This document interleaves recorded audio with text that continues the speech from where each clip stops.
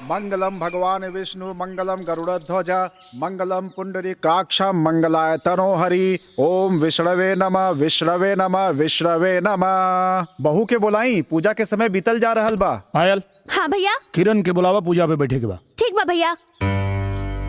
मुझे तैयार होने में आधा घंटा टाइम लगेगा, इंतजार करो। पंडित जी आ गई ना, लोग आ गई ना, मुहूर्त निकल जाता। अब उनके आधा घंटा क्यों बैठ के जो ही। चल चदनिया भाई, पंडित जी पूजा शुरू करें, चल। ओम भूर्भुवस्वः तत्सवितुर्वरेण्यम्। ये बुढ़िया 2 साल से सत्यनारायण भगवान के पूजा ना करौलस। आज न जाने ऐसा का हो गई कि उ सत्यनारायण भगवान के पूजा करा रहल बाड़ी। कहीं ऐसा त ना कि दूरो सोतीन में सुला करा दलस। अगर कहीं ऐसा हो गई होई त हमने के कईल कराइल पर पानी फिर जाई। एक लपड़ मारब लफड़ा जी में। कितना बेर कहनी कि रिस्क मत ले, रिस्क मत ले, निरहुआ के नपुंसक बना दे। लेकिन ना, अगर ऐसा हो गई ना चुनिया, तो याद रख, तोरा से भीख मंगवाई और हम बैठ के खाई, पकड़ पकड़ करे ले। बोलो सत्यनारायण भगवान की जय, सभी माता पिता की जय। जय जजमान, अपन बड़न के आशीर्वाद ले ली।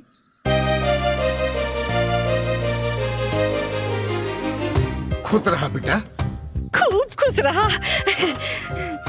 खुश रहा, खुश। सदा सुहागन रहा। अरे दूधन लहा पूतन फला ए दुल्हन। अरे किधर जा रही है? मेरा भी पैर छू। हम ना छुए। क्यों नहीं छुएगी? मैं तुमसे बड़ी हूँ। अच्छा, खाली बातें में बढ़कर बड़ी हूँ। बड़ बारू तो बड़नियन कामों तो करा।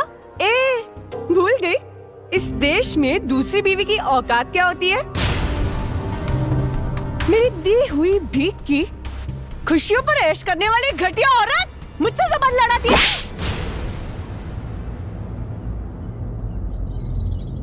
अरे देखा था रे, करे तेरी हिम्मत बढ़ गई कि अभी हाथ छोड़ दिया।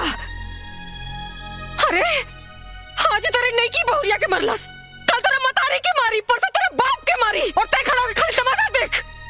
बारे भगवान, कैसन कैसन दिन देखे के पड़ता। किरण, तुम्हारा दिमाग खराब हो गया बा। ये सब क्या करता रू? अच्छा, मैं क्या कर रही हूँ? हाँ, आज तक तो ये चालबाज पूरे परिवार वालों को पुड़िया खिला रही थी, आज आपको भी खिला दी, इसीलिए आप इसकी साइड ले रहे हो। देखा, तू गलत के लिए बाड़ू, चुपचाप एकरा से माफी मांगा। माफी? वो भी इस बच्चलन से? बहुत हो गई।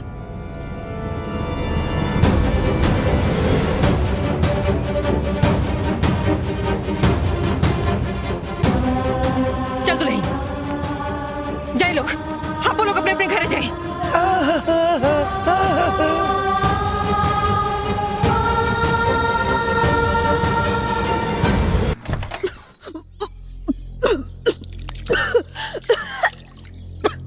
हाँ? अरे दुल्हन, कहाँ गई? तबीयत नहीं ठीक का? कहाँ गई? हाँ अम्मा जी, तनी उल्टी होता। उल्टी होता? उल्टी होता? अरे बिटिया, उल्टी होता?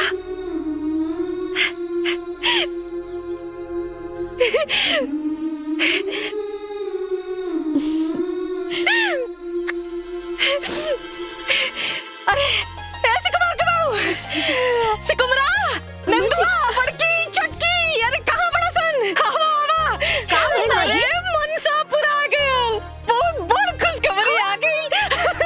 अरे रउआ दादा बने वाला बानी।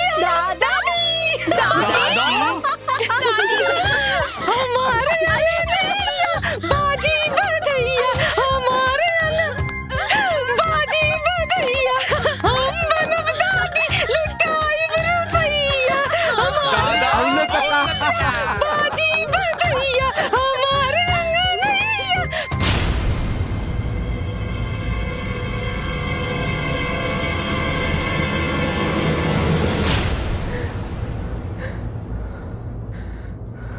करे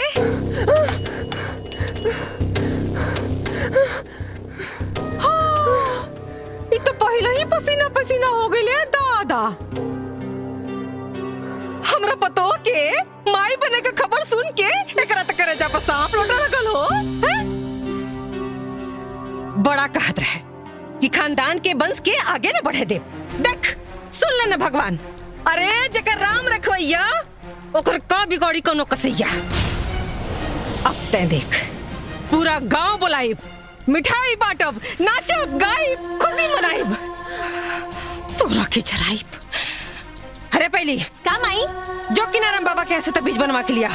का पता है डाइन का हमरा पतों का कोख मार दे तब। सही कहा तारी। कुल खातिन कहेंगे। चल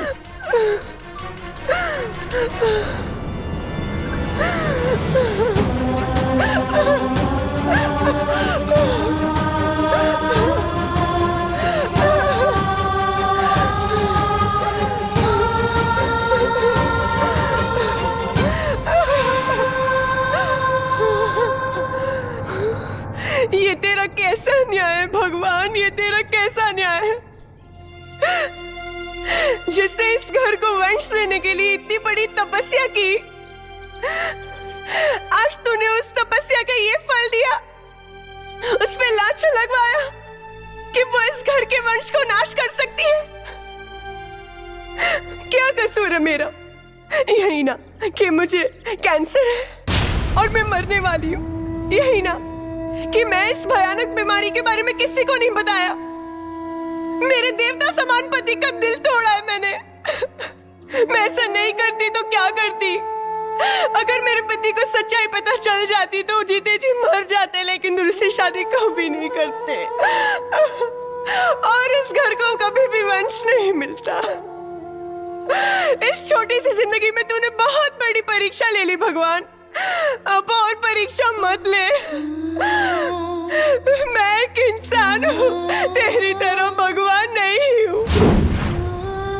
मैं तुझसे अपनी उम्र बढ़ाने की मांग नहीं कर रही हूँ, वैसे बस थोड़ी सी जिंदगी की भीख दे दे भगवान, ताकि मैं इस घर के वंश को देख सकूं, गले लगा सकूं और मेरी तपस्या सफल हो जाए। हे भगवान।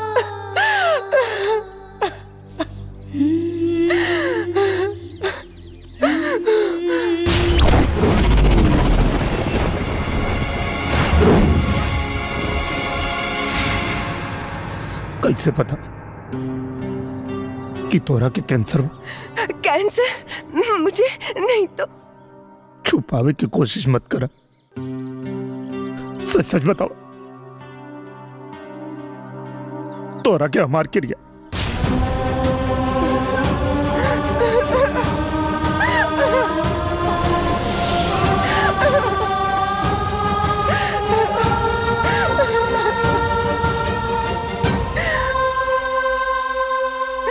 बताओ किरण, बताओ हमरा।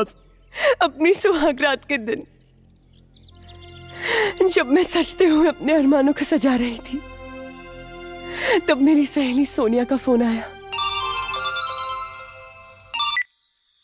हाय सोनिया। बेटा मैं डॉक्टर मकवाना बोल रहा हूँ। ओह अंकल आप। बेटी मैं तुम्हारे पापा को फोन लगा रहा था पर नॉट रीचेबल आ रहा था। मैं तुम्हें बताना तो नहीं चाह रहा पर मैं मजबूर हूँ बेटा। अंकल आप पहेलियां क्यों बुझा रहे हैं? साफ साफ कहिए ना। बेटी तुम्हें यूटेराइन कैंसर है, वो भी आखिरी स्टेज पर। हम चाह के भी तुम्हें नहीं बचा सकते बेटी। अंकल क्या मेरी इतनी जिंदगी बची है कि मैं माँ बन सकूं? इस जन्म में तो तुम माँ नहीं बन सकती। हेलो किरण बेटी। अंकल मेरा एक काम मानोगे? हाँ बेटी बोलो। तो आप वचन दीजिए कि इस बीमारी के बारे में हम किसी को भी नहीं बोलेंगे, पापा को भी नहीं।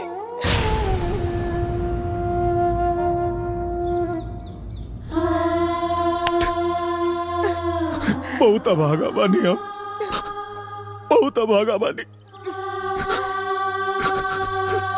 भगवान हमरा प्यार के बारे में रखी भगवान।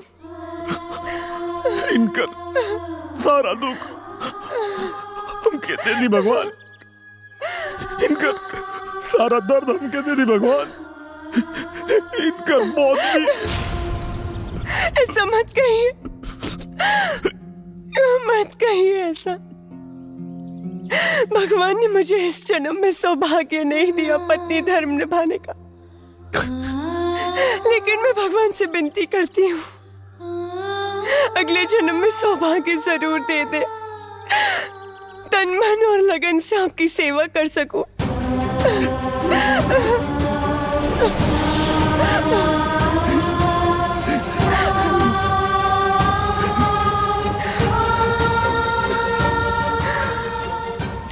आपको मेरी कसम है, ये बात आप किसी को नहीं बोलेंगे।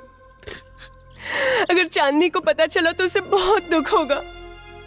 वो माँ बनने वाली है ना।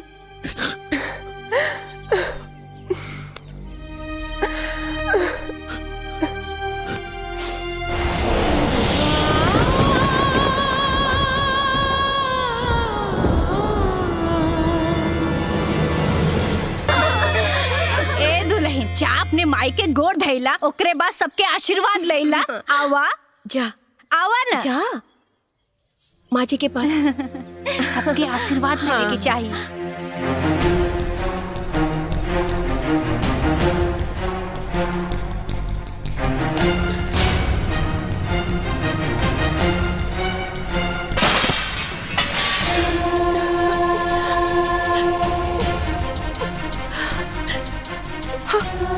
अरे अरे अरे, ये का करता दुल्हन?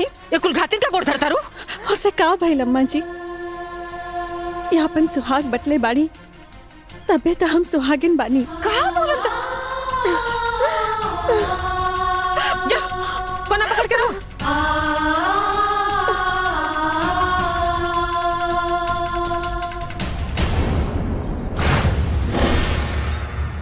चल चल निकल चल।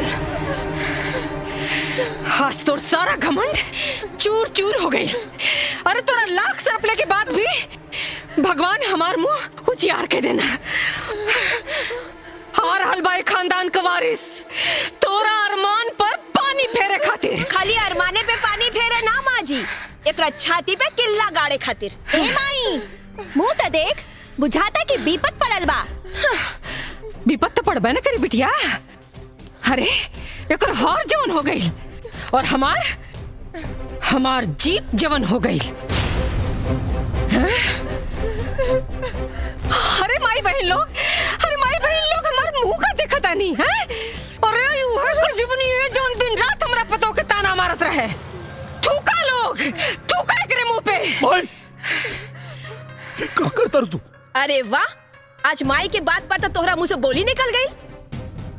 अजय ई माई की इज्जत उतारत रहे, तहिया मुंह में दही जामल रहे। देखा तू लोग ही ठीक नहीं करत लोग। अरे तू लोग का पता नहीं कि ए माँ जी, देखत का बानी, ली लगाई करे खाई करा के।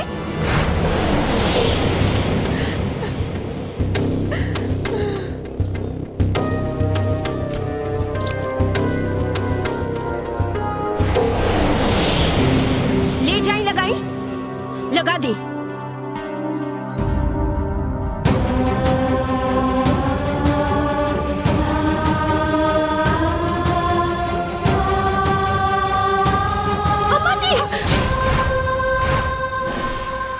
करे तानी रवा जिनका मुंह में करी का पोतल चाहतानी, आज उनकरा चलते रावण मुंह जियार भइल बा। अम्मा जी एकरा चलते,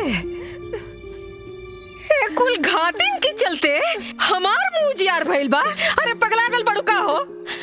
ये गलत नहीं की अम्मा जी, ये तो बस गलत हो के नाटक कैली ताकि राहुल बेटा दूसर ब्याह कर सके, हमरा से प्यार कर सके और एक खानदान के वंश मिले। हम तो इनके बहकावा में आवा वाला नहीं की। औस तेकरा के हम करखा पोत के रहब, जैसे ही शर्म से पानी पानी होके मर जाए। अम्मा जी जे खुदे मरे वाला बाड़ी, ओकरा कम से कम मरे के बदुआ तो मत दी। अरे ये सब झूठ सच बोल के कौन नाटक फंतर हो? हम झूठ नहीं की बोलत अम्मा जी, दीदी के कैंसर बा।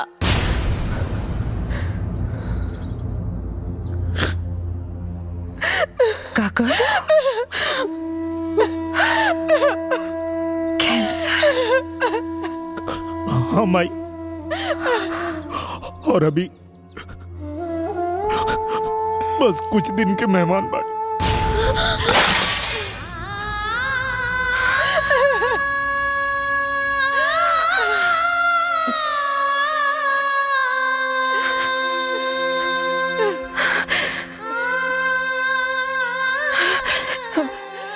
बेटा बेटा बेटा, अरे तू ये खड़ा खड़ा मुंह का तकता रहे। अरे अकेले जो डॉक्टर के यहाँ दिखा, हम अपन घर बेच दे, सारा संपत्ति बेच दे, अरे कुल जमीन जायदाद ठोक दे बेटा, बाकी के बचाला हमरा बिटिया के बचा ले बेटा, हमरा बिटिया के बचा।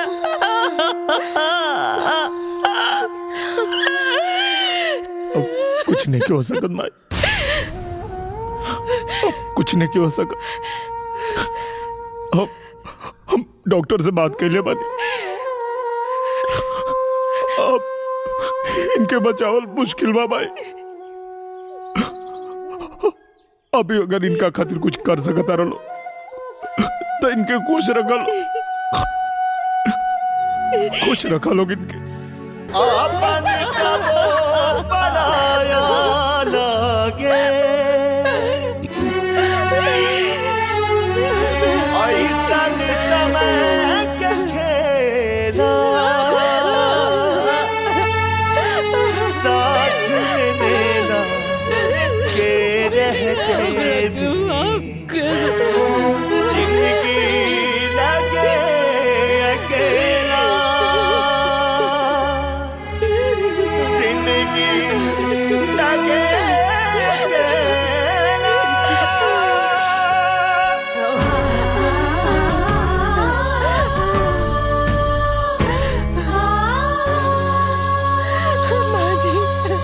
बिनती कारी ने तोहसे हथवा के जोड़ के,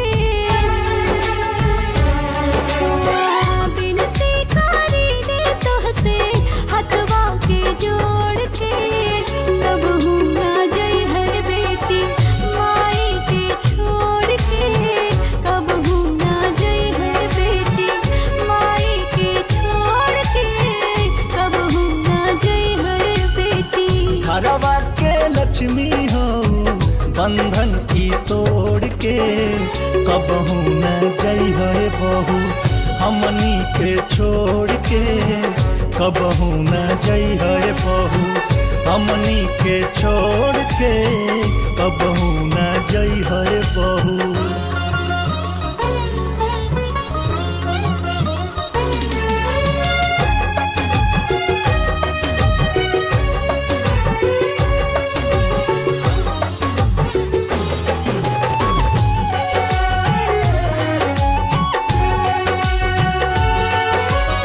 सुनलो तो ताना मेहना हमनी के सोही के, दुख नहीं बटलू दीदी के हुसे कोही के।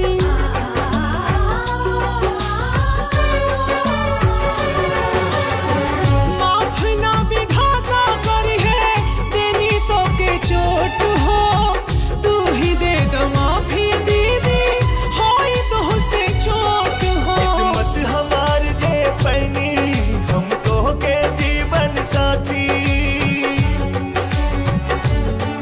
किस्मत हमार जे पैनी हमको के जीवन साथी, हमनी के जोड़ी ऐसे जैसे की दिया सतबाती।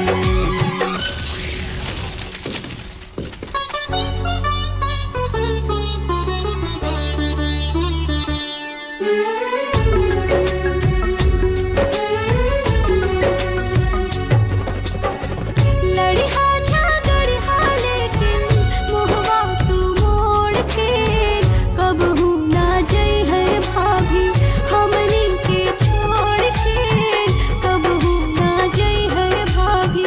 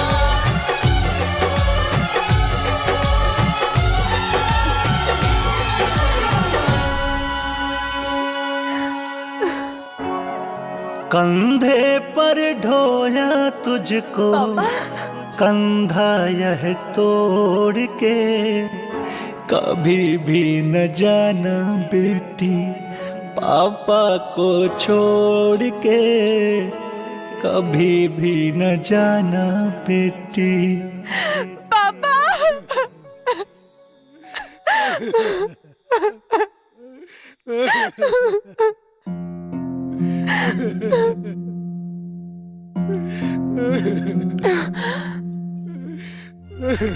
पापा आप ऐसे रो रहे हो जैसे मैं कल ही मरने वाली हूँ। Just chill, shut up. मैं तो सालों साल जीऊंगी। मेरी अच्छी बेटी। गंदे पापा, मेरी प्यारी बेटी। झूठे पापा, मेरी सुंदर बेटी। टकले पापा, पापा बेटी।